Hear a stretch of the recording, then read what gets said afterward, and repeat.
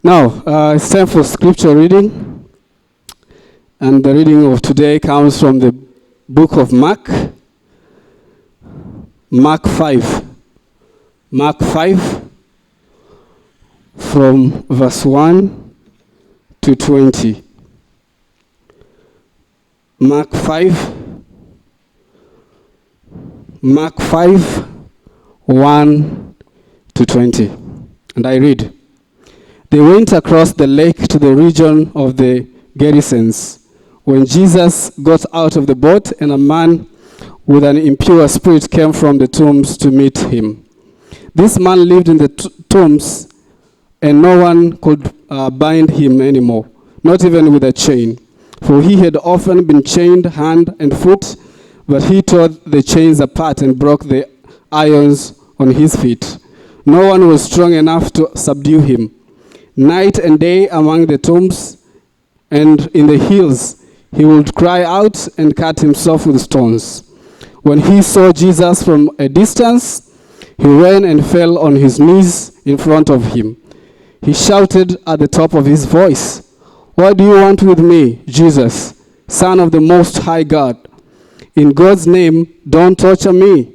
For Jesus had said to him, "Come out of this man, you impure spirit." Then Jesus asked him, "What is your name?"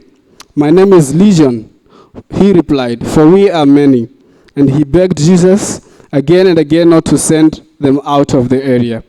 A large herd of pigs was feeding on the nearby hillside. The demons begged Jesus, "Send us among the pigs. Allow us to go into them." He gave them permission, and the impure spirits came out and went into the pigs. They had about 2,000 in number, rushed down the steep bank into the lake and were drawn.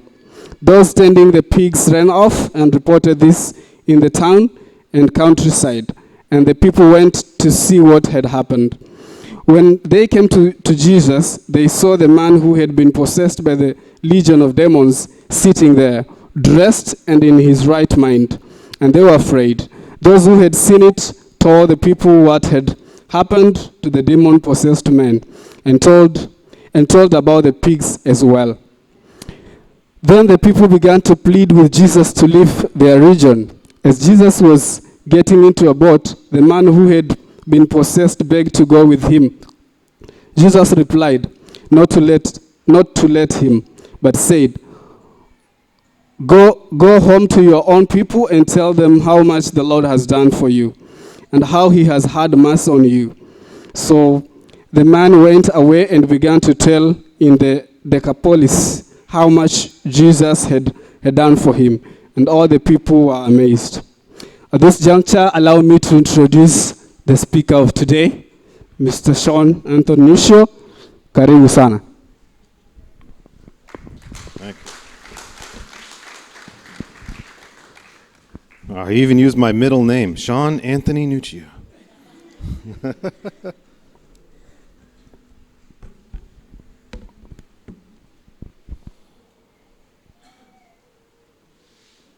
All right, good morning.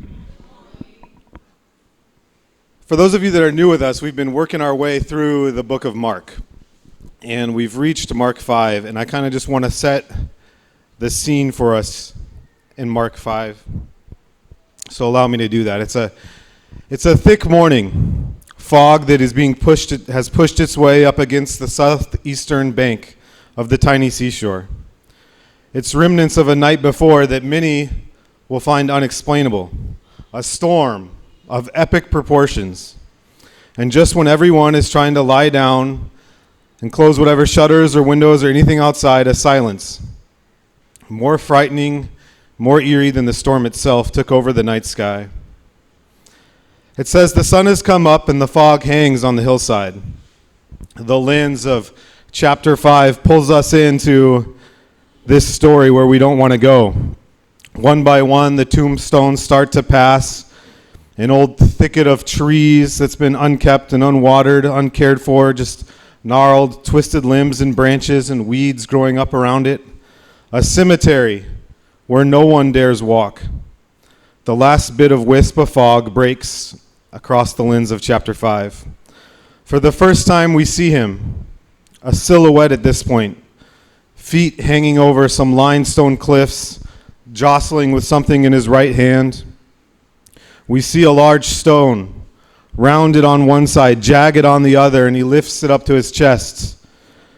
With a bicep that flexes and a forearm that bulges, veins come out of the top of his skin, and he plunges it into his flesh, and it begins to tear. Blood starts to run down his chest, and somewhere in the middle, he tries to go deeper as if he can just end it all. And yet breastplate stands against stone, and his hand trembles and opens, and a bloody rock goes down the cliff. That is where his eyes see them for the first time. Someone has dared approach his beach. His eyes are wild, his hair is long, his beard is matted. He's more animalistic than human. With a twitch, his entire body is in motion, and he starts to run.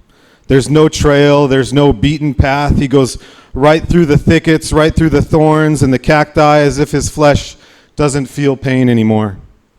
He runs, arms flailing. And the camera of chapter 5 frantically tries to keep up with him. And from the backside, we realize the amount of beatings and scars that this man that's fully naked has taken. On the shore, there are 13. They've done this many times. Those sitting in the bow of the small wooden boat will get out, and somewhere around knee-deep water, they'll use the propulsion of the oars, the momentum of the small wooden craft to bring the boats up onto the rocky shoreline.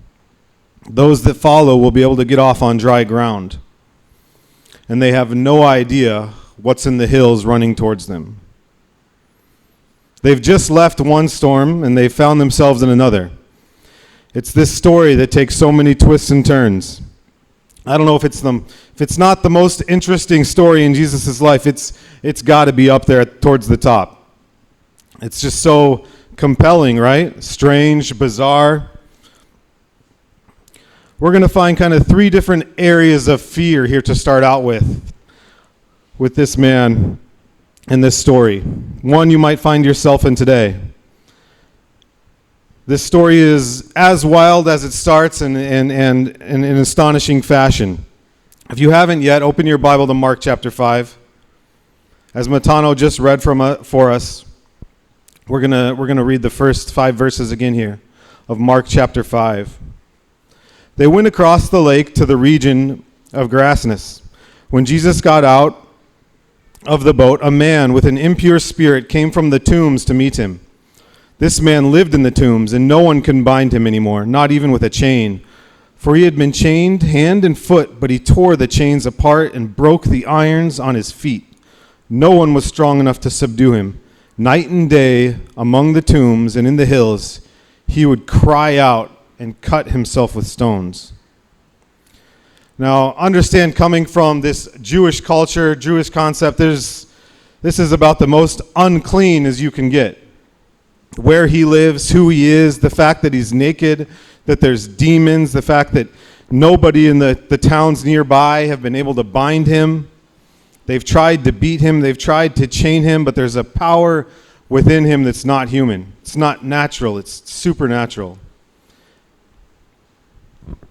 Before the advent of mind-numbing drugs, which turned people into zombies, and this is what they did. They restrained him. They restrained him because he was dangerous. They were so antisocial as to be dangerous, to be deadly. This guy would fit into the category of sociopaths, of mass murderers, if he got away with what he wanted to do. Who knows who he had harmed? Who knows who he had killed? He was frightening. He was dangerous. He was a horrible menace. He was a threat to the people around him. They tried to chain him. They must have slammed him down, maybe knocked him out with a stone and bound him the best that they could, only for him to get up and to break those chains. Just an out-of-control maniac with amazing strength. He's aggressive, wickedly aggressive, frighteningly so. And Luke's comment in this story, Luke, Mark, and Matthew all record this story. Luke's comment that he would break the chains and the demons would drive him into the wilderness. The demons are torturing this man. They're torturing all the people that he comes in contact with, and they're torturing him too. It is both by the torture, the means of torture, and the victims, and the torment. Verse 5 says, constantly, night and day, he's screaming among the tombs, and in the mountains, gnashing himself with stones. He's sleepless, he's restless, wandering in and out of the tombs and the mountains, driven into the wilderness, into the desert by demons. Tormented. This is living hell. This is a taste of hell, completely subdued to demonic power and presence. Nothing good, nothing left, no escape, no rest, no sleep. This is hell. And looking for relief, he's grabbed stones and unsuccessfully attempting to take his own life. And we see this from time to time in our world. People so deviated, we call them monsters, that do things that are beyond comprehension to normal people. But Satan usually doesn't operate that way. He wants to hide in the pews among the respectfully religious people. Well, this man sits up on a perch on a hill in one of the tombs, and he sees these little boats tying up, and he realizes he's got some new victims. Some people who aren't from the neighborhood, they don't know. And they don't know you're not supposed to go there. They don't know that you're not supposed to be in that place. He sees them tying up on the shore and coming off the boats and walking along the beach. And I'm sure they were close to Jesus. He was their leader. But there was no agenda. He probably started his usual approach, just flying down the hill, screaming this demonic screech, ready to attack and maim and kill. And we get to verse 6. When he saw Jesus from a distance, he ran, like who dares to come on my beach? And he fell on his knees in front of him. He shouted at the top of his voice, "What do you want with me? Jesus, Son of the Most High God, in God's name, don't torture me." At this point, it doesn't say, but I gotta think there's not 13 of them anymore. There's one naked man, there's one clothed man, and there's 12 guys as far back in that boat as they can get, I imagine. Maybe Peter, maybe he's flexing up there, but they got to be scared. This guy of epic strength running down the beach crazily at them. We just left last week this storm of epic proportions that scared them to death.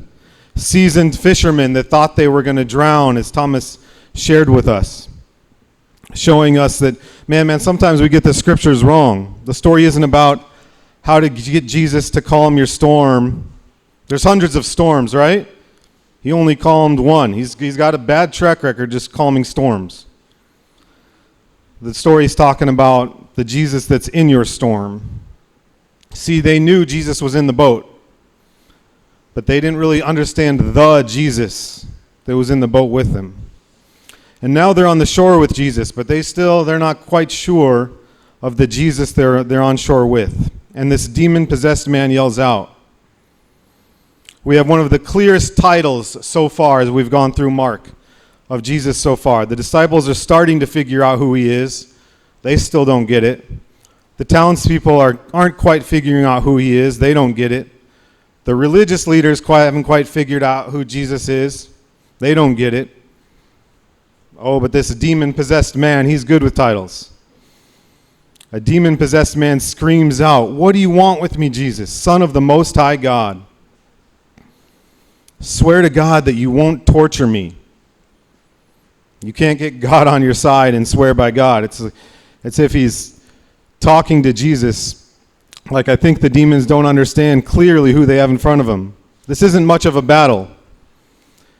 Or they clearly do understand, They clearly know that this is the end of their story. They're not coming out there to fight. They know Jesus. They know the power he has. They fall on their knees. They don't come out and start getting puffed up and get ready to fight. No, they know who they're running into. In this story, this is a plea. It's a plea. Plea to God himself, man. Our time to be tortured, they say it's not yet. It's not our time yet. They know it's some sort of timeline, but they're not ready for Jesus today. Don't torture us prematurely. They know where their eternity is, but please don't send us to that pit of hell yet. Maybe even trying to evoke God on their side in the face of Jesus. It's crazy. Jesus scares God into demons. That's God, man. Unflinching, unmitigated with unparalleled power, unmatched. And what happens? Verse 8. For Jesus had said to him, "Come out of this man, you impure spirit." Then Jesus asked him, "What is your name?" "My name is Legion," he replied, "for we are many." Now, man, if there's a time and place in the Bible for the hair to stand on the back of your head, for those goosebumps, right? This is it. Those hearing this story would have known, and because of the Roman occupancy, because of the Roman soldiers that were there, an army can only be called a legion if it's 6,000 or beyond. Now, I'm not saying, I think they're saying that this guy has 6,000 demons in him, but we know it's a lot. He's clearly stating that we are many. You're not about to tangle with one. We are legions. Let's see what happens next. Verse 10. And he begged Jesus again and again not to send them out of the area. A large herd of pigs was feeding on the nearby hillside. The demons begged Jesus, "Send us among the pigs. Allow us to go into them." He gave them permission, and the impure spirits came out and went into the pigs. The herd, about 2,000 in number, rushed down the steep bank into the lake and were drowned. Those tending the pigs ran off and reported this to the town and countryside, and the people went out to see what had happened. Scene. Stop, right? We get the picture. Naked man cutting himself from the tombs in gravel cuts, begging not to be tortured, not to leave the area. And in this short power confrontation, a name is asked for, not given, just the size. And they beg to be thrown into the pigs, and Jesus allows this. Demon leaves this man into a herd of 2,000 pigs, a stampede of pigs. I'm not sure what that looks like, but a stampede of pigs off the cliffs into the bay. Probably some young teenage boys were in charge of watching these pigs, maybe 11, 12 years old.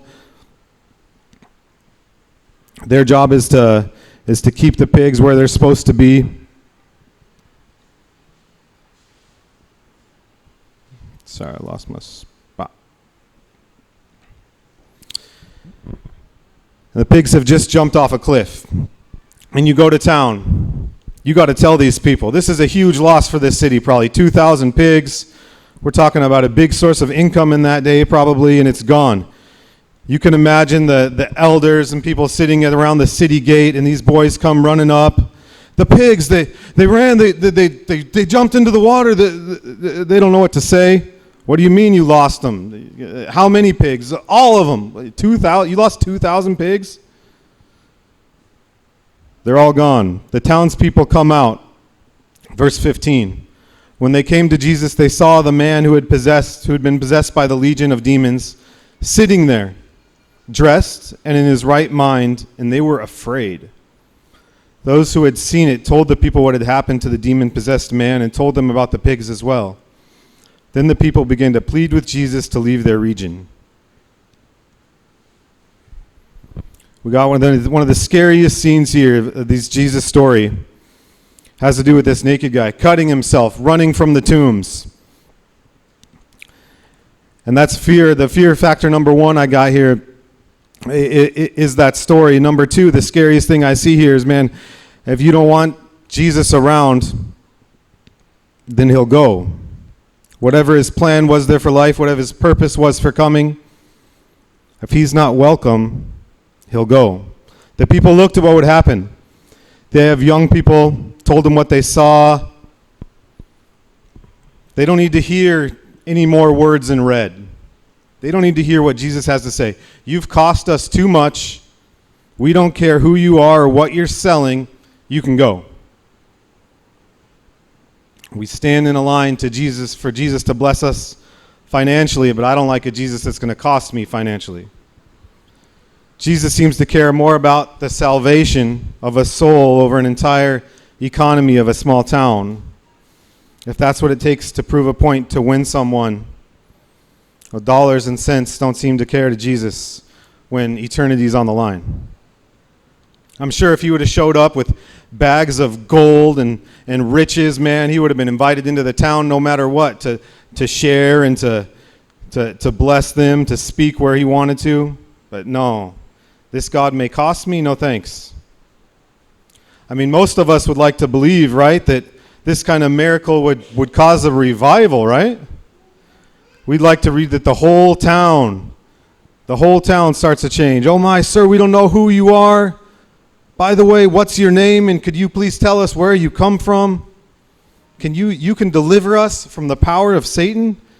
Can you deliver us from the powers of darkness? Can you change us? Can you transform us? What's your message? What kind of person are you? Tell us, please. We've seen your power. We want to know your power in the way that this man has experienced your power. That's not how they respond, though, right? And they begin to implore him to leave their region. Go away, sir. By the way, Luke says all the people said it. It's a universal cry, go away. Instead of wanting to hear more, their depraved, sin-hardened souls, not only the terror of holiness, the terror of divine presence, for some reason they see this as far more dangerous than a perverted lunatic with demons in him. They're more afraid that God might be in their presence than they are when Satan's in their presence. They're comfortable to a degree with Satan. There's not a word of thanks for anybody for the deliverance from the terror of this violent man. There's not a word of thanks. There's not an expression of joy. There's not a query about who he is or where his power comes from. They would rather be terrified of Satan than by God. Because Satan, man, he doesn't impinge their sinful behavior. Satan doesn't call to act them to make changes. They're more comfortable with Satan than God. They're more comfortable with sin than holiness.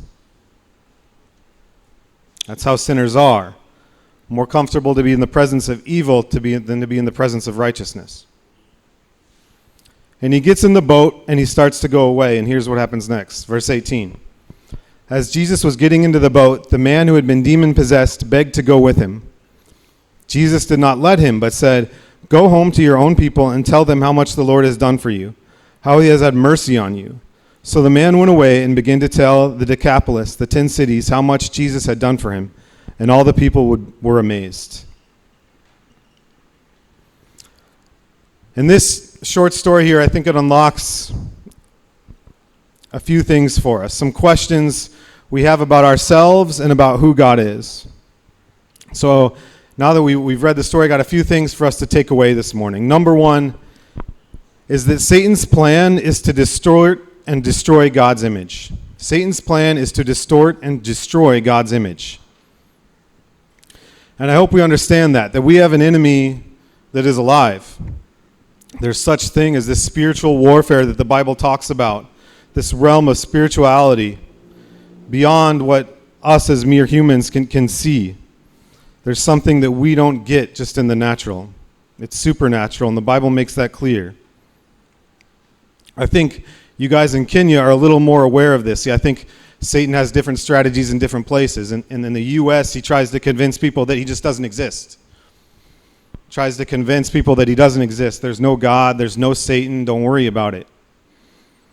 Here in Kenya, I feel like you guys are a little more in tune with the spiritual world, with what's going on from all the different religions. So his strategy is to make you afraid.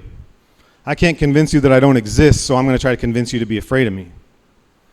Different strategies in different places. But we have to understand, first of all, the purpose of our enemy, of Satan, of demonic activity, is to distort and destroy God's image. This starts on page 3 of the Bible, right? The very beginning, remember page 1, there's incredible Big Bang that exploded everything in the galaxies, or were created. A voice of a creator spoke everything into existence. An unmade maker making everything made.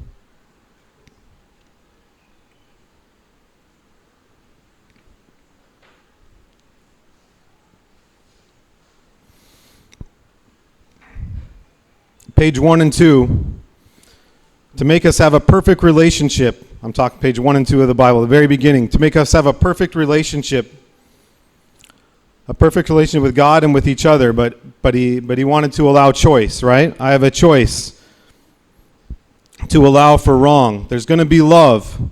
If God is love, 1 John tells us, as our God is love, and he wants us to love him and love each other. Well, love is a choice. It's not an emotion. It's a choice we have. It's not a feeling. There's love in creation, and there has to be a choice for unlove then. There's one tree, right? One tree. That's it. Stay away from that one tree. The world is yours. Just stay away from that stinking tree, man. Got it? Any other rules? No. Just stay away from that tree. Get to loving each other. I'll be back. You guys can love me. Page 1 and 2, Satan slithers his way into the picture in page 3. First words, did God really say that? Did God really say that? And we've been struggling ever since then with that phrase. Did God really say that? Comes out today with different theories and different theologies that you can make the Bible say whatever you want it to, that you can make the Bible agree with whatever lifestyle you want. Plenty of resources online to try to show that we've got it wrong for 2,000 years.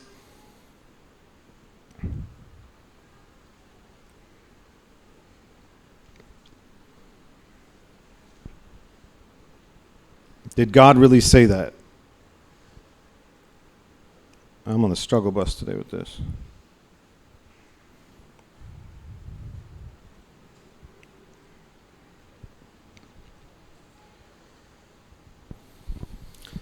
Did God really say that? Satan has implanted this line in people from the very beginning, and it's still working today.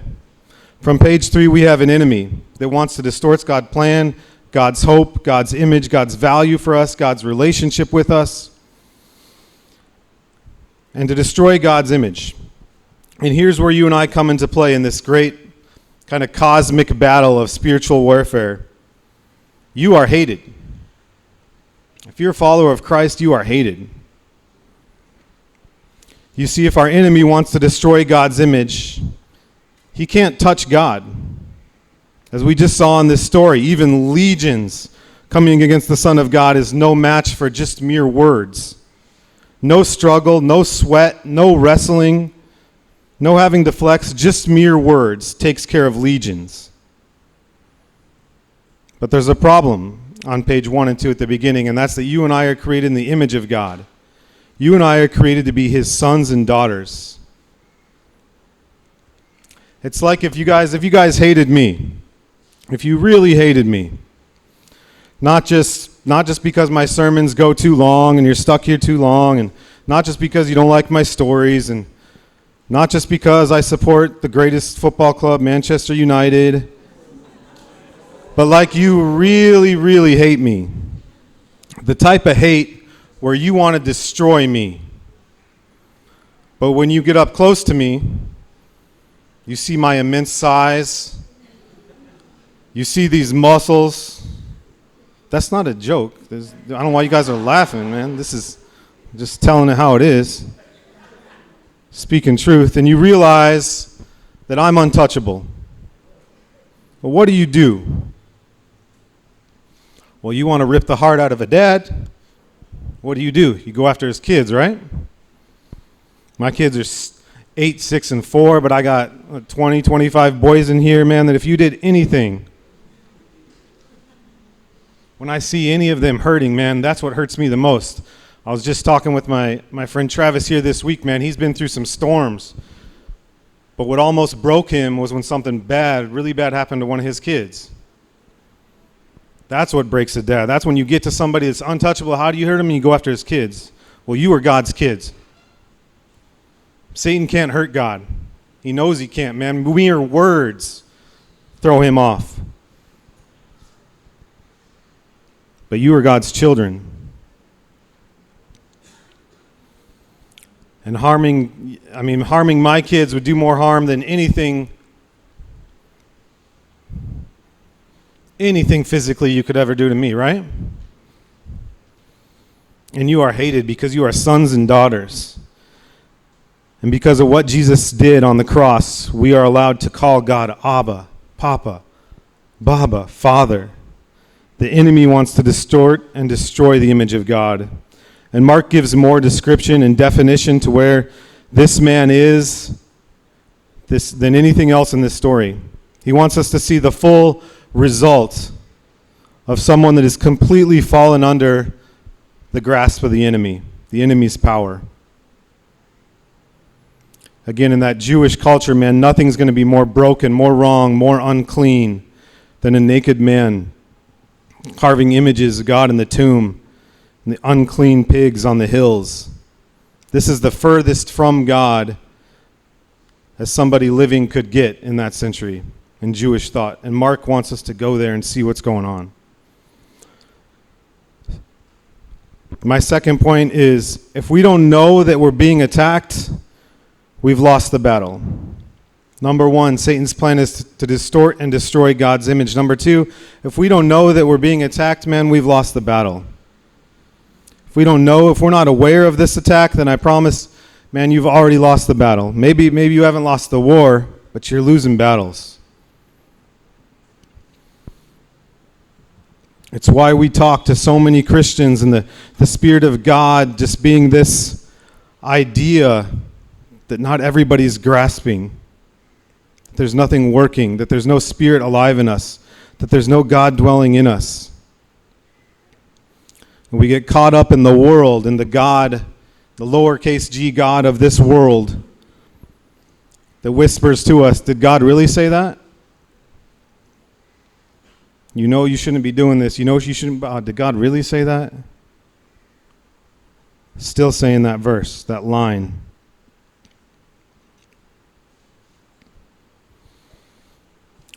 Around my house, especially with my son Jaden, because he's the one that likes to start fights, you got to be on your toes sometimes. Jaden loves to wrestle. He's grown up with 20 other boys, and he loves to get after it. And he's always jumping on me, jumping on one of the boys. And of course, he's still pretty small. I can just kind of toss him off. It's a little tricky because his sister's always got his back.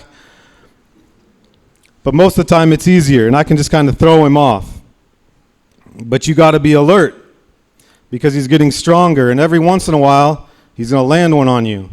Now, sometimes it's below the belt for me, which is worse. But sometimes it's just a surprise slap, a surprise hit. I see it with my boys, like catching them off guard as he's getting stronger. He knows because he's weaker, he's got to be sneaky about it.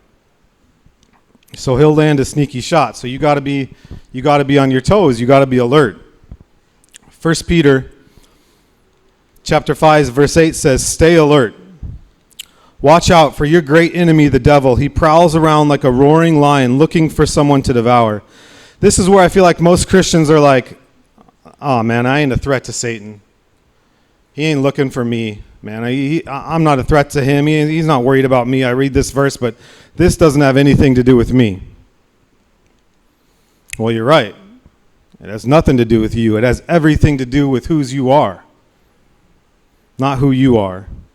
Like I said, if you really want to hurt me, you go after my kids. That has nothing to do with them or who they are or what they've done. It has to do with whose they are. They're my kids. You are God's child. Satan's coming after you to get to him. He knows how much God loves you. So much so that he sent his son to die for you. So if he can get to you, he knows he can hurt him. He can't touch God. He knows that. He comes to destroy and distort the image of God. And when Peter writes to the church, he goes, man, you got to be aware that there's a warfare happening around you. The enemy goes around like a roaring lion, ready to devour you. Paul will write and say that our struggle is not against flesh and bone, not against flesh and blood, but against the rulers, authorities and principalities and powers of this dark world and in the heavenly realms. He says there's a warfare going on around you because you are a child of God. He goes, if you're not aware of it, promise, man, you're losing the battle. You've fallen into the trap and you don't know it. Jesus is saying in John 10:10 that the thief comes to steal, kill, and destroy. Mark writes in chapter 5 what that looks like. Let me show you what that looks like. A life that's been stolen. His joy, his value, his worth. That's killed off any purpose and is left to be destroyed. Why does Jesus allow demons to go into the pigs? I think just to show that this is the purpose of your enemy. What's the demonic pig good for, man? I don't think anything. Demons don't have much use for pigs. But what do? They run them off a cliff. That's the end result. And I don't know what little sin has a foothold in your life, what you're struggling with, what you go, oh, it's there, but I don't think it's that big of a deal. I'm pretty good. I'm at church on Sunday. I'm mostly doing what I'm supposed to. I just have this little thing.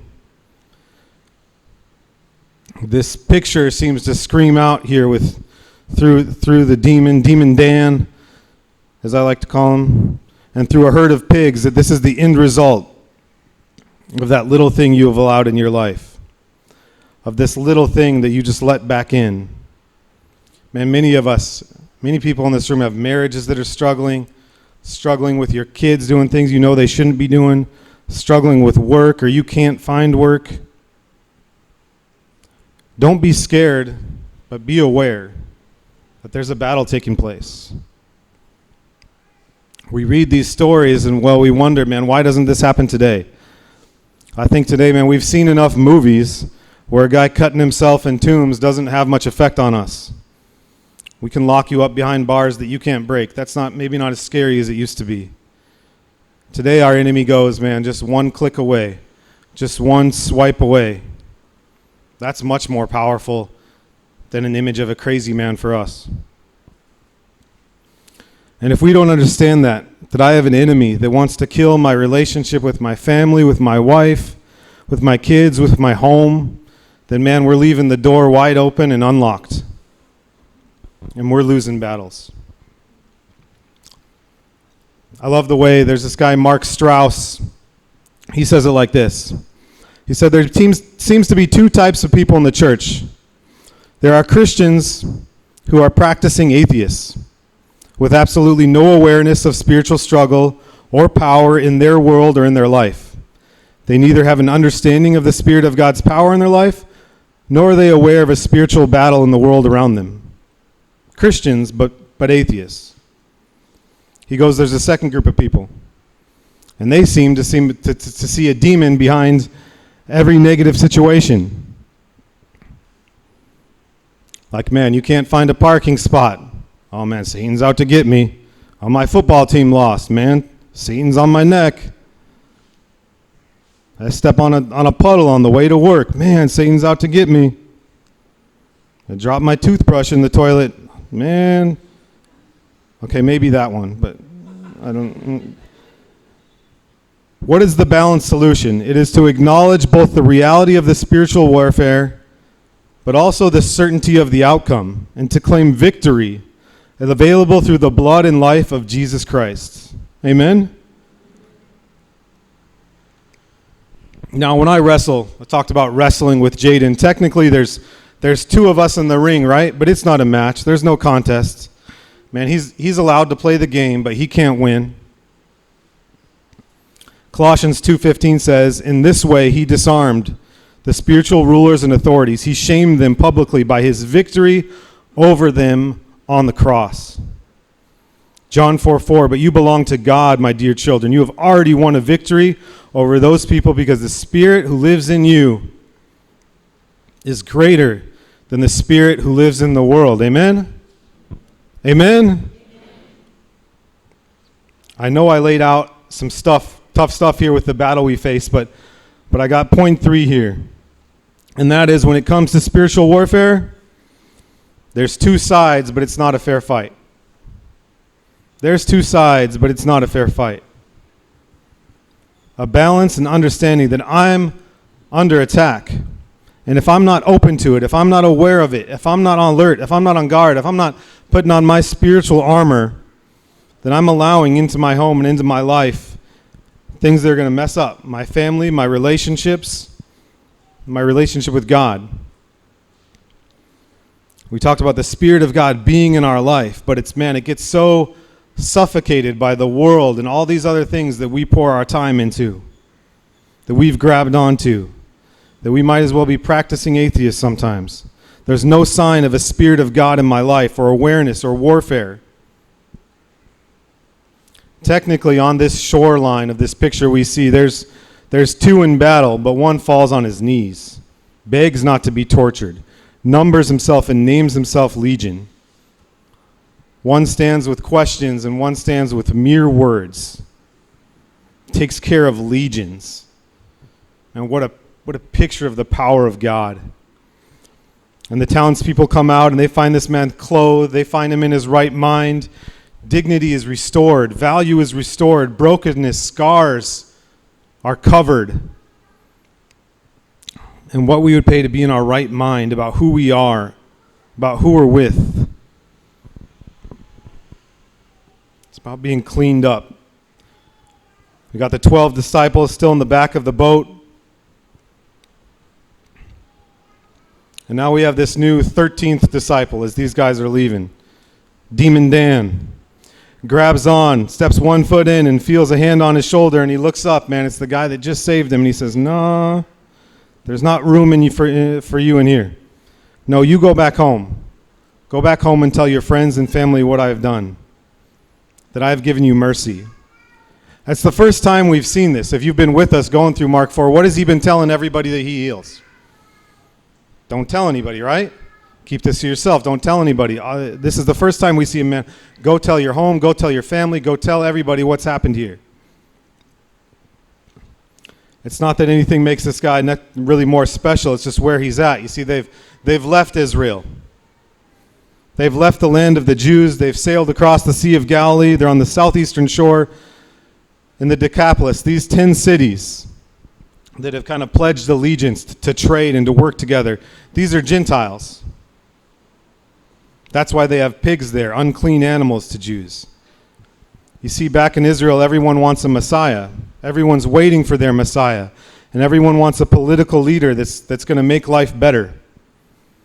And if they found out the Messiah is here, everyone's going to come for the wrong reasons. And Jesus says, I get to define the God I am, not you. We're going to keep this quiet for now until I show you that I'm a suffering Messiah who came to die, not to rule. But down here across the sea in the land of the Gentiles, they don't understand Messiah. They don't know the scriptures. They don't have any preconceived conditions of who they want their God to be. So you can go tell everybody what type of God you just found. I take the most unclean, the most broken, the most hopeless, the most outnumbered, and with mere words, I can heal. This is a call to take this back home. The story is not just about Jesus, but about what Jesus has done. About what Jesus has done. Many times your past has a purpose. I don't care how wild or jacked up or crummy or how pure it is, it's still your story. And it has a purpose. What we share with others is not who Jesus is, but what Jesus has done in my life. And you can say, I don't know enough. I don't know the Bible well enough. I don't have all the answers. No, your goal is not to go out and to be some apologetic person that can answer all the questions of the creation of the world, can solve the problems of evil. No, your goal is to say, here's what happened, man. I wanted to get a divorce, but this is what God did. I was ready to give up, but this is what God did. I was stuck in this sin and this addiction, but this is what God did. This is why I'm here and who I am today. Your job is to say, here's the time I've served, and this is what I did to get there. And this is who I found and who I am today. Your job is to say, man, who Sean was, who I was back in college, partying, drinking, sleeping around, addicted to pornography, all these other things. And here's how a guy can spend half his 20s sabotaging and train wrecking his life. But here's what God can do. That's grace and mercy. So you can argue the creation of the world. You can argue the existence of evil with the great God. You can argue all these things, but you can't argue with what happened in my life. People can't argue with what's happened in your life. That's your story. That's your testimony. That's truth. And the Bible calls him, this man who's been demon-possessed, the Bible's giving him a past and now telling him to use it. That's who you are. This is what you're known for. Now go and share that.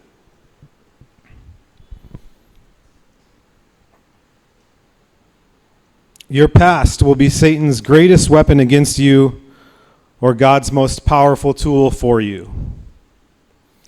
Your past will be Satan's greatest weapon against you or God's most powerful tool for you. Your past will be the thing that keeps you worshiping in this church, because as soon as you raise your hands, man, sometimes you got that voice, right? Really? You got your hands up in the air? Do you know what you did with those hands this week? Your past is waiting. As soon as you walk out of the church, okay, did you get that out of your system? Can we go back to what we were doing? Man, if you don't struggle, you got a past saying, man, you can't relate to these people. You haven't been through enough. Your testimony isn't meaningful. And that truth can bring us into guilt and shame and leave you in the tombs. Or that truth can lead you to a higher one. What Christ wants to do with someone like me, with someone like you. And now it's a truth, man, a truth that nobody can argue, that nobody can refute. I want to take you home. See, living out our faith at home, is going to do 4 things. He tells this guy, I want you to take this home. Take your faith home and share it. I have 4 points here of what living out your faith at home does. 1, it's going to be the hardest thing for us to do. It's going to be the hardest thing for us to do. Home is where we live, it's where we work, it's where we play. Home is where we're most known. For you that have a family, man, that's literally you home. Maybe you're single here and your home is it's your community. Wherever those that know you best, that's your home. Wherever you're most known. That's where Jesus sends this guy. You're not coming in the boat. We don't need a 13th disciple right now. I want you to go home to family and friends you know. They know your story. They know your past. It's going to be the hardest thing for us to do.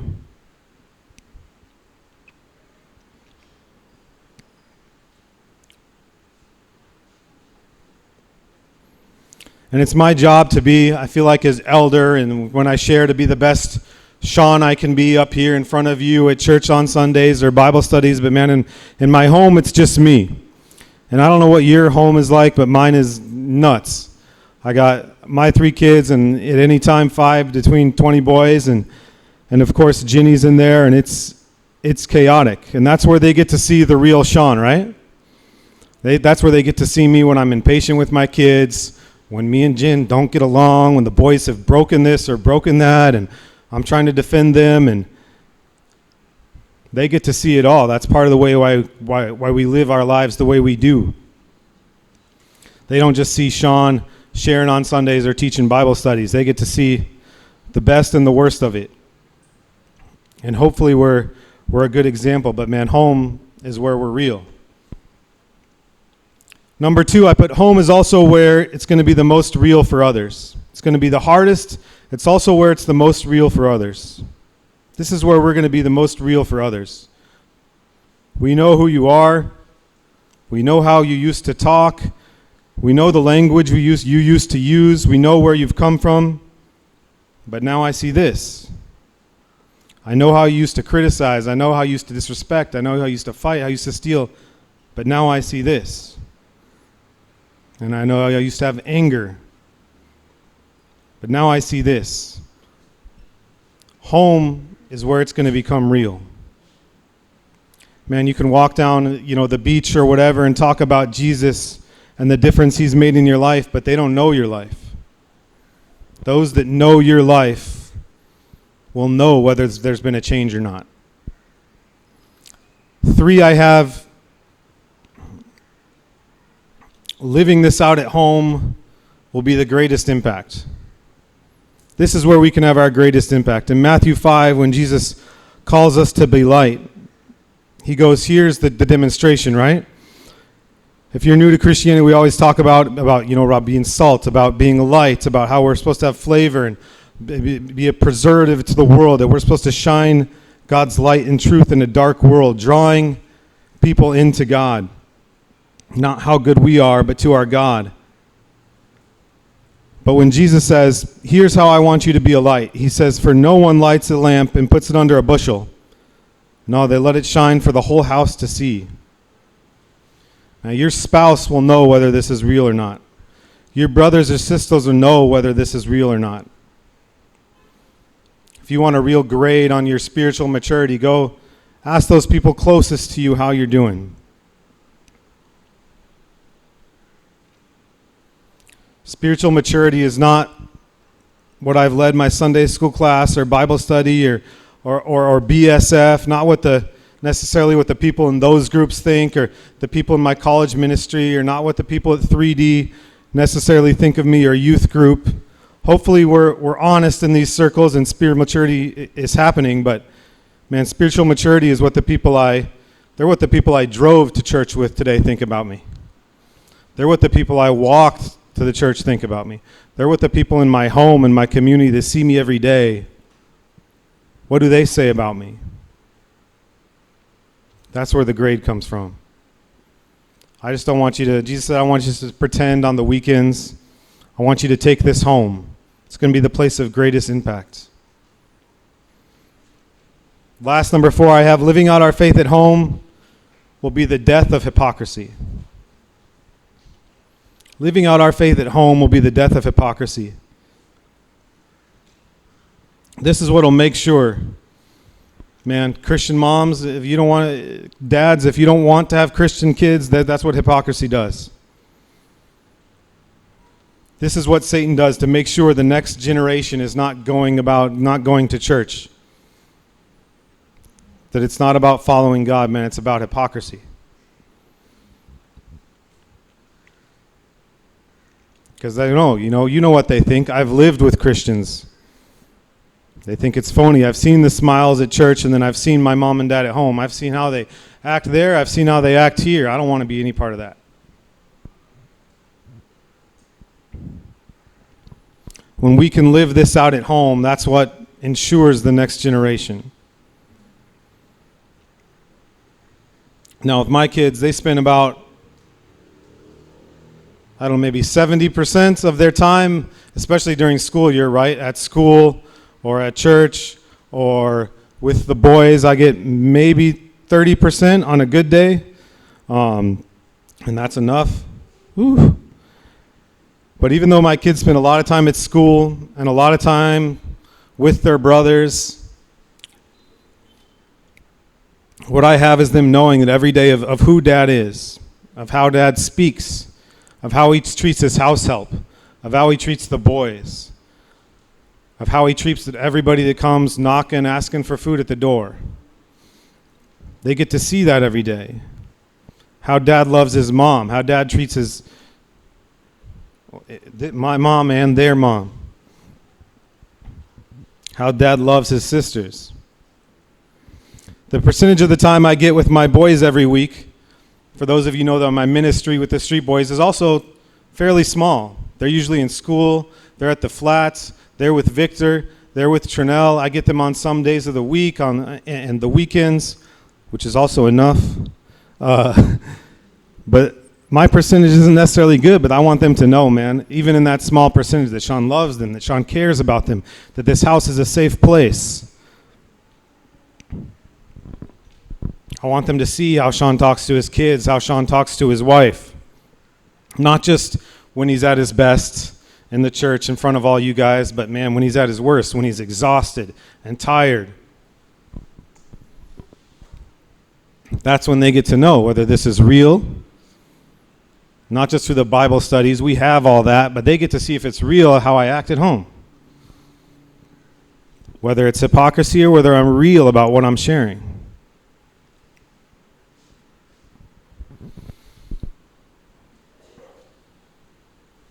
It's Jesus' first time in this region of the Decapolis, the 10 cities. The crowd takes one look at this guy's power and they say, man, get out of here. Get out of here. We allow for some evil in our lives, but we won't stand for the full power of God in our lives. Get out of here. And Jesus goes back to Jewish territory. They won't stand for him. It costs too much. But I want to show you guys something real quick before we go. Now, this is just a theory, so don't take it as exact truth, but this is what I think. So at the end of verse 5, in chapter 5, verse 20, it says, the man started off to visit the 10 towns of that region and began to proclaim the good things Jesus had done for him. And everyone was amazed at what he was told. Now let's go forward to chapter 7, real quick. Chapter 7, verse 31 says, Jesus left Tyre and went up to Sidon before going back to the Sea of Galilee and the region of the 10 towns of the Decapolis. So Jesus is going right back to where these people said, get out of here. He goes back to the area of the Decapolis. Last time he was there, they kicked him out of town. He goes back.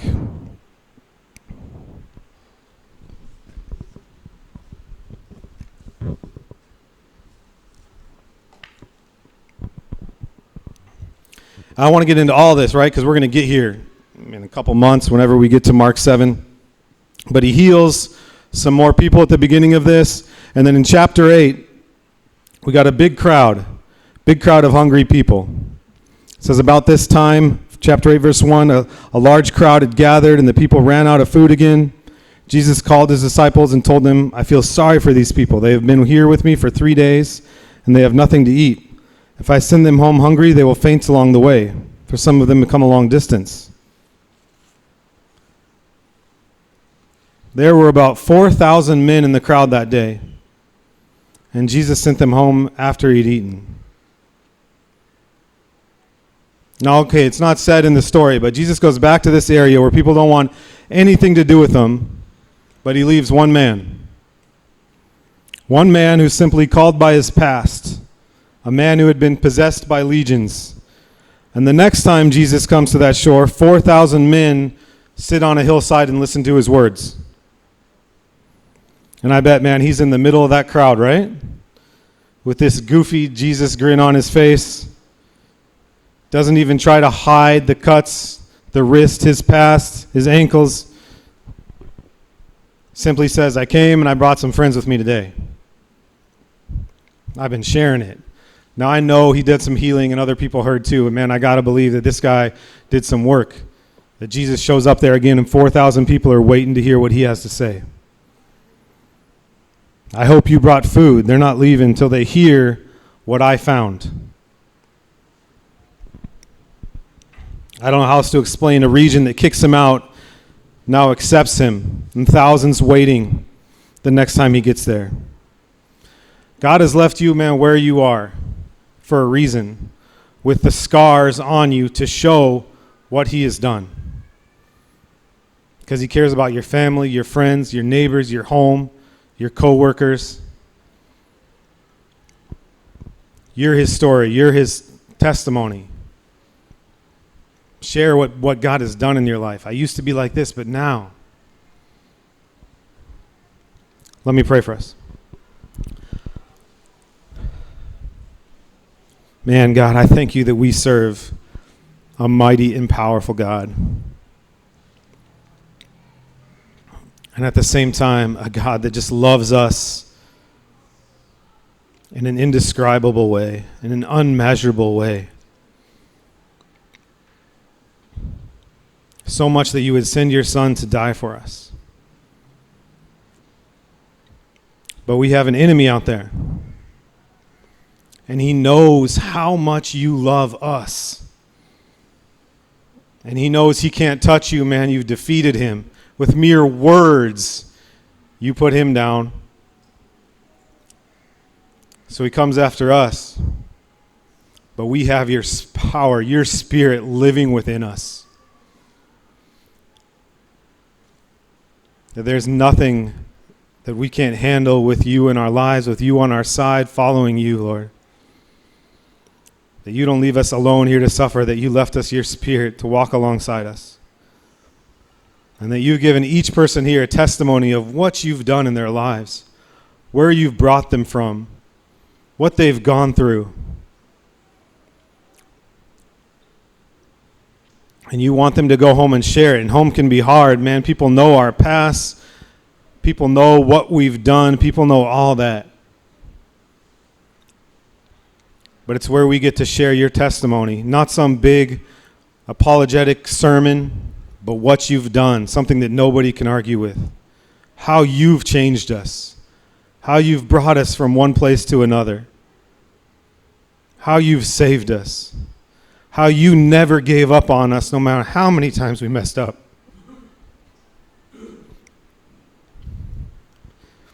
And that you have the power to save everyone in this city living in darkness. I pray that you help us to be a light in our home, in Mombasa, in our schools, in our neighborhoods, in our workplaces.